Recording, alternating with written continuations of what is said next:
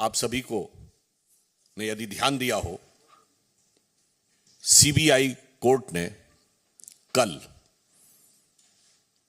आम आदमी पार्टी के दिल्ली के पूर्व उप मुख्यमंत्री मनीष सिसोदिया जी की जब बेल रिजेक्ट की है तो उसने उसमें कहा क्या है, मैं आपके सामने उद्धृत कर रहा हूं। I am referring in front of you.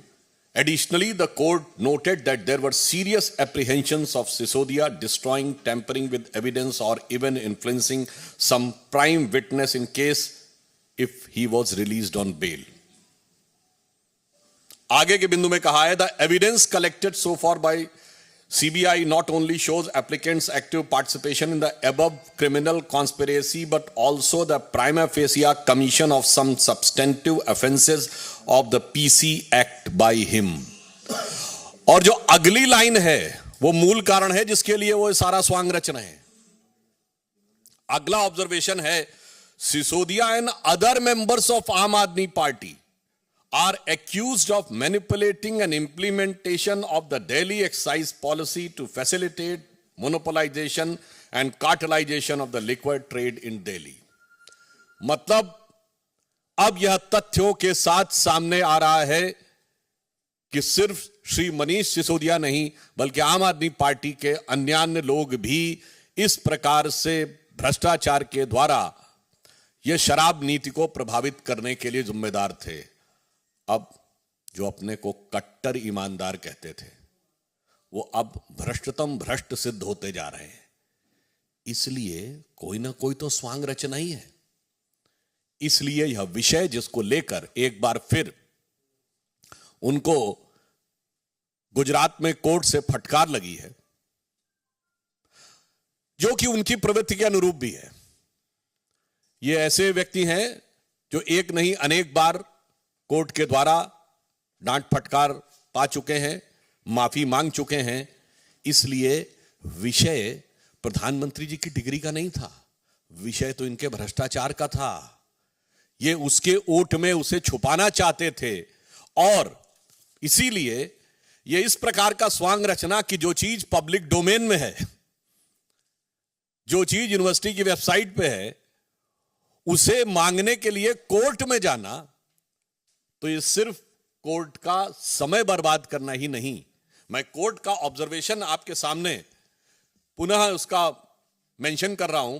Further, despite the degree in question being put on the website of the petitioner university for all to see, despite this fact being made expressively clear with precision in the pleading before the court, and despite the respondent never disputing the degree in question either during the pendency of these proceedings or even during the final hearing.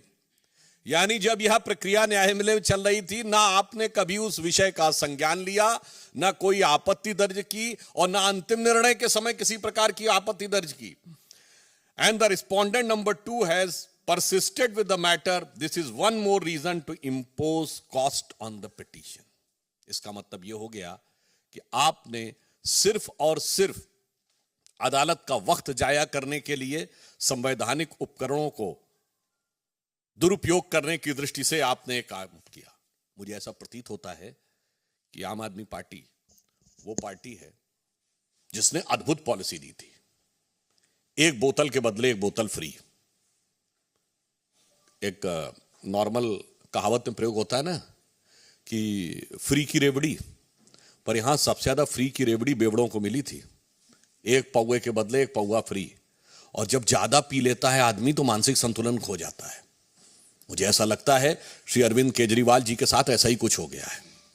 वो पूरी तरीके से विक्षिप्त हो गए हैं और पता नहीं क्या क्या उल्टा सीधा बोलते भी चले जा रहे हैं, निम्नता पे भी आ रहे हैं और कोर्ट से भी फटकार पा रहे हैं।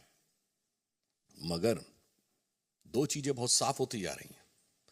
जिस ढंग की उन्होंने भाषा का प्रयोग किया है वो भारत की राजनीति में भाषा, शैली, भाव, भंगिमा, मैं तीनों चीजों की बात कर रहा हूं।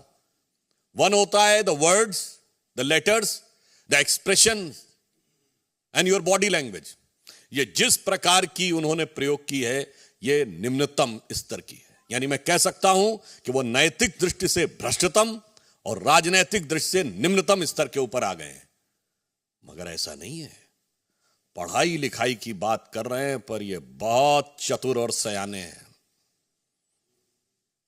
ये बात इसलिए मैं कह सकता हूं, ये पढ़े हैं पर लिखे नहीं हैं। मतलब आप समझ रहे हैं, किसी फाइल पे साइन नहीं करते, लिखते कुछ नहीं, कोई भी भाग नहीं रखते। सत्येंद्र जैन से साइन करवाएंगे, मनीष सिसोदिया साइन कराएंगे, लिखेंगे नहीं, सिर्फ पढ़ेंगे।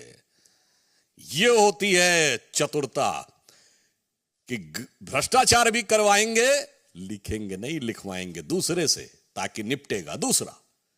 इसीलिए मैं कह रहा हूं, इनकी पढ़ाई लिखाई में बहुत सारी चीजें आपस में गुथी हुई हैं कि जो कभी लिखे नहीं, सिर्फ पढ़े की बात करे। इसीलिए तरह तरह के स्वांग रचना, और ये तो ऐसे व्यक्ति हैं जिन्होंने अपने गुरु अन्ना जी के बारे में ही कह दिया तो उन्हें बरगलाया गया है।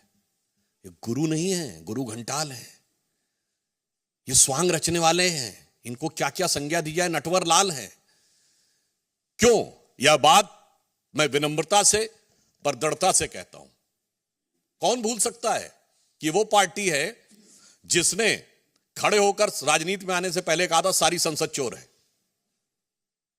ये वो पार्टी है जो टोपी लगा के आते थे कि मुझे चाहिए जन लोकपाल।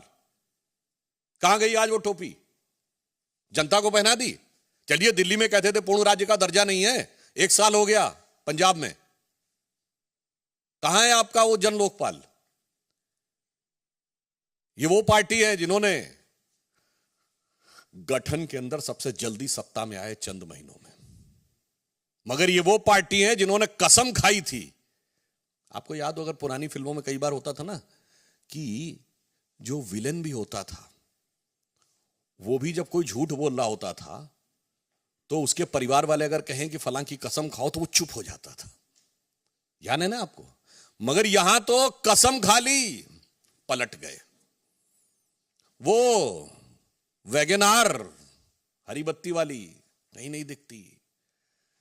मैं बंगला नहीं लूंगा, ले लिया। मैं सिक्योरिटी नहीं लूंगा, ले लिया। मैं विनम्रता से पूछना चाहता हूं, एक बिंदु बताइए जिसके ऊपर इन्होंने अपना स्टैंड कायम रखा हो। इसलिए हम लोगों इनके लिए इस प्रकार की बात कहते हैं कि ये बहुत ही बड़े स्वांग रचने वाले व्यक्तियों में से एक है। अब मैं एक बात कहना चाहता हूं, एजुकेशन और पढ़ाई लिखाई की बात करते हैं, ये वही व्यक्ति है ना, तो आईआईटी ग्रेजुएट हैं। याद करिए, जब देश में कोविड की सेकेंड लहर चरम पे थी, क्या बोले थे कि वैक्सीन सारी कंपनियों को क्यों नहीं दे देते, सब बना लें, वैक्सीन का फॉर्मूला दे दे, बोले थे कि नहीं? अरे मान्यवर, आप आईआईटी के पढ़े हुए हैं, वैक्सीन का फॉर्मूला कोई चूरन है जो सब बना लेंगे? सब बनाने के अधिकृत हैं। अगर ऐसा ही होता तो उसी समय में अमेरिका जैसे देश ने पैरासिटामोल भारत से आयात की है। पैरासिटामोल जैसी फंडामेंटल तो वो आराम से मंगा सकते थे। ये होता है बरगलाना।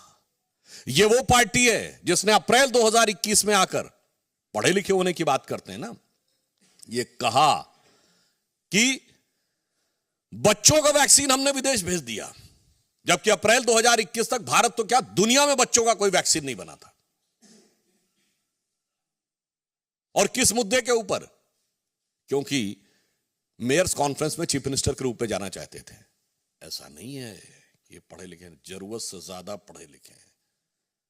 जिसे हम लोगों की तरफ एक कहा जाता है ना कि कुछ लोग ऐसे होते हैं, ज्यादा पढ़ लिख जाएं तो वो प्रबुद्ध मूड हो जाते हैं।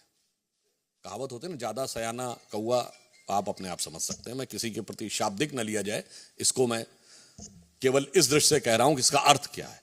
बहुत समझदार हैं, बहुत चतुराई के साथ, बहुत चालाकी के साथ राजनीति को किस ढंग से निम्नता पर ले जाने का यह प्रयास कर रहे हैं। इस कारण से हम लोगों के मन में इस विषय पर आक्रोश है और हम साफ यह पूछना चाहते हैं कि केजरीवाल जी, आप इधर उधर की बात मत करिए। आप यह बताइए कि आप देश के इतिहास की पहली पार्टी हैं जिनके मंत्रियों ने जेल से रहकर सरकार चलाई है।